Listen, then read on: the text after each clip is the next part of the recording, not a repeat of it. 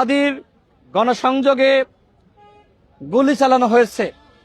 সরাসরি উসমান হাদিকে টার্গেট করে তার মাথায় গুলি চালানো হয়েছে।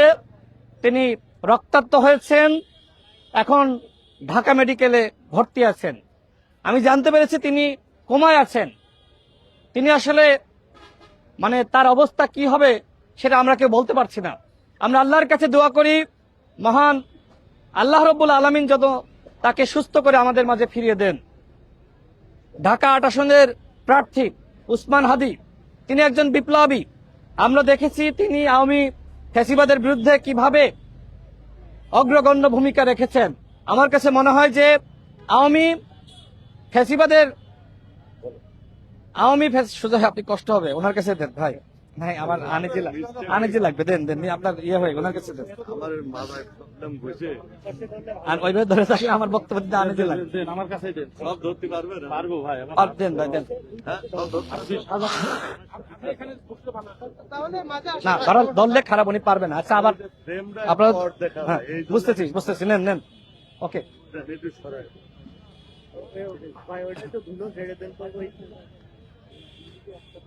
আচ্ছা আমি সংক্ষেপে 2-3 মিনিটে শেষ করছি। হ্যাঁ প্লিজ। হ্যাঁ ওকে। হ্যাঁ আচ্ছা 2-3 মিনিটে শেষ করে দিব। হ্যাঁ ভাই পিছনে হাতটা সোজা করে রাখেন।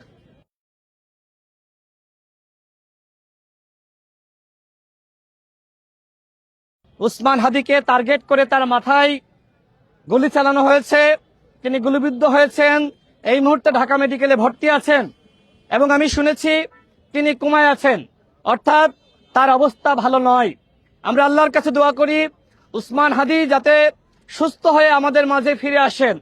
আমরা দেখেছি আওয়ামী ফ্যাসিবাদের বিরুদ্ধে তিনি কিভাবে বলিষ্ঠ ভূমিকা রেখেছেন। আমার কাছে মনে হয় এই কারণেই তাকে টার্গেট করে এই ধরনের ঘটনা ঘটানো হয়েছে।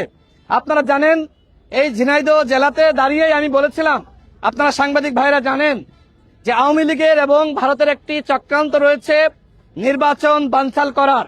আর এই লক্ষ্যে 50 জন প্রার্থীকে টার্গেট করে কিলিং করা হবে। এ ধরনের ঘটনা ঘটা শুরু হয়ে গেছে না? তার মানে যদি আপনারা ফ্যাসিবাদ মুক্ত নির্বাচন না করতে পারেন, ওই ফ্যাসিবাদের দর্শকদেরকে নির্বাচনের সুযোগ দেন, এই ধরনের অসংখ্য ঘটনা ঘটবে। নির্বাচনকে কেন্দ্র করে এবং নির্বাচনে অংশগ্রহণ করার সুযোগ পেয়ে তারা কিন্তু মূলত নির্বাচন করবে না, বরং নির্বাচনকে বানচাল করবে।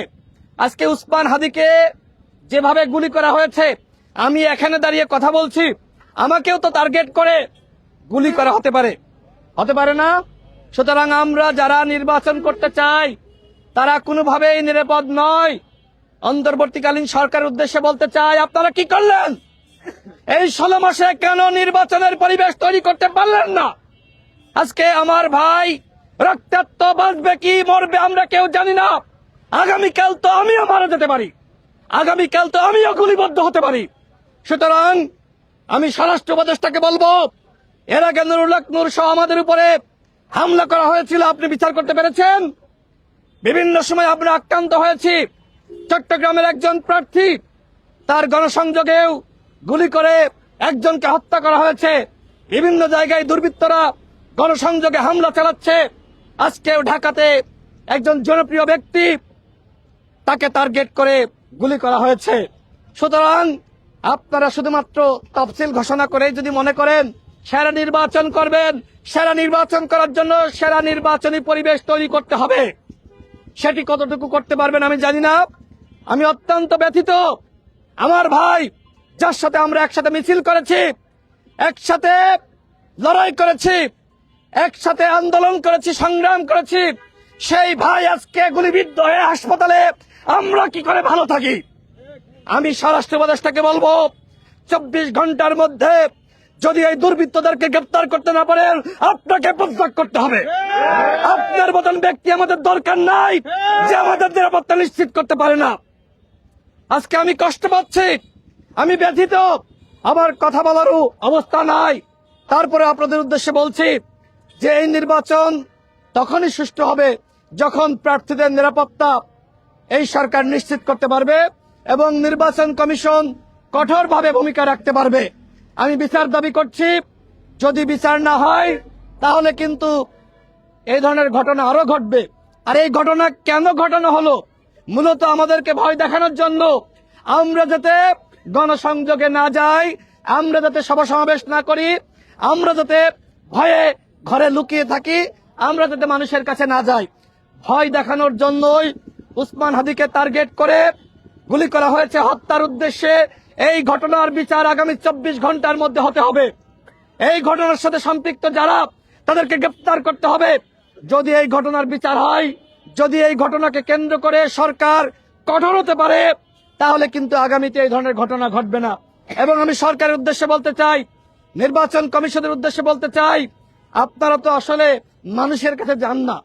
গ্রামগঞ্জের পরিবেশ কেমন আপনারা জানেন না। আপনারা নির্বাচনী পরিবেশ না তৈরি করতে পারলে, প্রার্থীদের নিরাপত্তা না দিতে পারলে কোনোভাবে সুষ্ঠু নির্বাচন হবে না। বরং নির্বাচন বানচাল করে আরেকটি ১১ সৃষ্টির পায়তারা যে চলছে, ওই পতিত স্বৈরাচার ওরা কিন্তু সফল হয়ে যাবে। আমি গণঅভ্যুত্থানের শক্তি, বিএনপি, গণ অধিকার পরিষদ, জামাত ইসলাম সহ প্রত্যেকটা দলের উদ্দেশ্যে বলতে চাই, আজকে উসমান হাদির অবস্থা দেখেন। আমরা যে বিভাজিত হয়ে পড়েছি, একজন আরেকজনের বিরুদ্ধে বক্তব্য দিচ্ছি, একজন আরেকজনের বিরুদ্ধে নিষেধগার করছি। আজকে আমাদের এই কামড়াকামড়ির কারণে ওই আওয়ামী ফ্যাসিবাদ তারা কিন্তু তাদের চক্রান্ত সফল করার সুযোগ পাচ্ছে। সুতরাং আমাদের সবাইকে একতাবদ্ধ থাকতে হবে। হ্যাঁ, নির্বাচন নিয়ে আমাদের ভিতরে প্রতিযোগিতা থাকবে।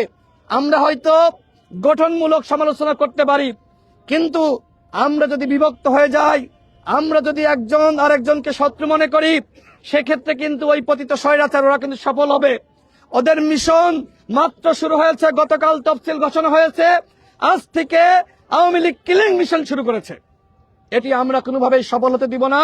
আমাদের সবাইকে একতাবদ্ধ হয়ে রাজপথে থাকতে হবে।